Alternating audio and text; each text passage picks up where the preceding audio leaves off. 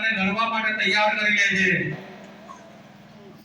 એવા આજના આ કાર્યક્રમે એવા સ્વતંત્ર સેનાની છે આદિવાસીના कि भगवान बिरसा मुंडा ने मारा लाख लाख जोहार वंदन આજના દિવસે હું આપતો હતો। ગામના દરેક વ્યક્તિ તરફથી હું ભગવાનને આજે એમના જેટલા ઉપકાર માનો એટલા ઓછા છે। એટલે ભગવાન બિરસા મુંડાની જે વાત કરી રહ્યો છું ભગવાન બિરસા મુંડાની વાત છે કે જેને નાન એકદમ 17-18 વર્ષની ઉંમરે એમને સમાજ માટે પોતાનું બધું સ્વર્ગસ્થ ત્યાગીને સમાજ માટે એમની જાતને લગાવી દે છે। ये जो लड़ाई है ये लड़ाई है बिरसा मुंडा की ये लड़ाई है जमीन की लड़ाई है आदिवासियों का हक की लड़ाई है आदिवासियों का अधिकार की लड़ाई है। आखा आदिवासी विस्तार आखा भारत देश में एकमात्र एवो स्वतंत्र सेनानी है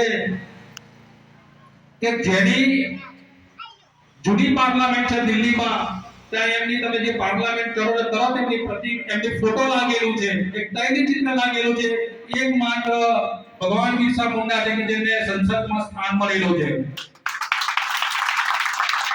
અત્યારે જે નવી સંસદ બનાવવામાં આવી છે એ નવી સંસદમાં આવી ભગવાન બિરસા મુંડાનો સ્ટેચ્યુ લાગેલું છે અને એને દેશના વડાપ્રધાનને ભગવાન બિરસા મુંડા કહીને જે સંબોધનમાં આવે છે એકમાત્ર વ્યક્તિ છે આખા દેશમાં જેની આગળ ભગવાન લગાડવામાં આવે છે।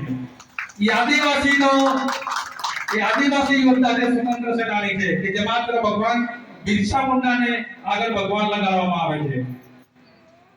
એટલે આ ભગવાન બિરસા મુંડા પોતાની એકદમ નાની વર્ષની એજમાં સમાજને પોતાનો સર્વસ્વ ત્યાગી દે છે સેના માટે તો આદિવાસીઓના હક અધિકાર માટે જમીનની લડાઈ માટે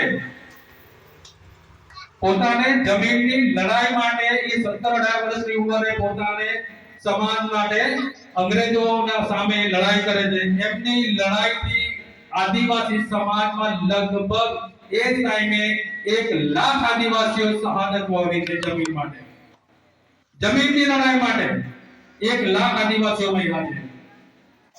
એ 1 લાખ આદિવાસી જ્યારે મર્યા અંગ્રેજ